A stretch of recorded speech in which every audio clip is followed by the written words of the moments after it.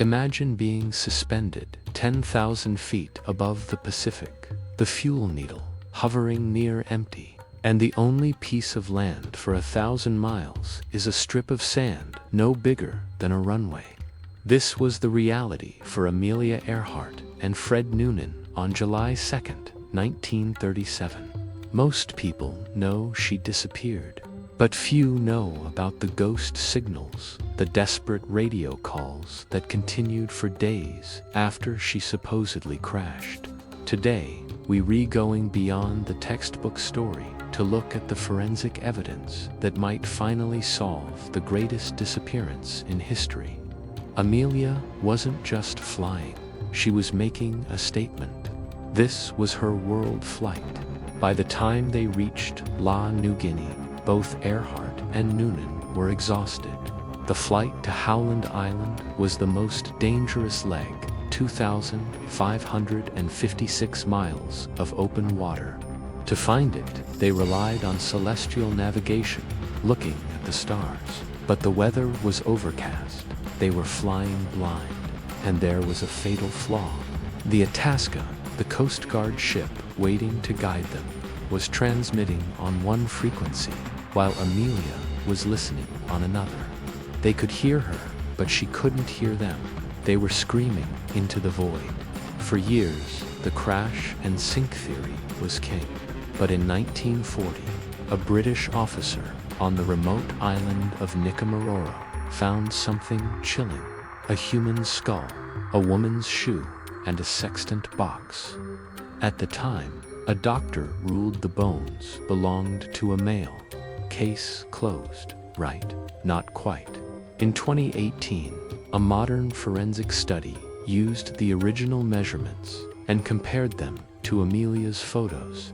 The result: the bones were a 99% match for Amelia Earhart. And then there's the aluminum patch.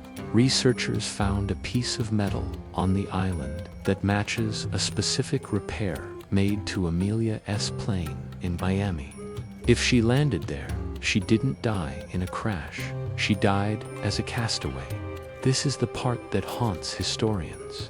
For 4 nights after the disappearance, radio operators as far away as Florida and Iowa reported hearing a woman's voice. She'd say things like, "Water's rising, it's up to my knee, help us." If she had crashed into the ocean, the radio would have shorted out instantly. For her to broadcast, the plane had to be on land, running the engine to charge the battery. This supports the idea that she landed on a reef at low tide, frantically calling for help until the tide finally claimed the plane. So, which theory do you find more believable? The castaway story, or the official crash and sink? Let me know in the comments below. But there is a final, darker theory. In the 1960s, investigators interviewed locals on the island of Saipan. Dozens of witnesses, independently of each other, claimed they saw a white woman pilot in a Japanese prison in 1937. Some believe she was captured as a spy, while the US government denies it.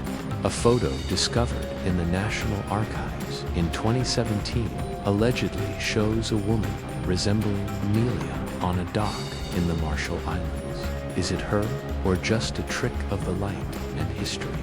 Whether she rests on the ocean floor or a lonely Pacific beach, Amelia Earhart's goal wasn't just to arrive, it was to push the limits of what was possible.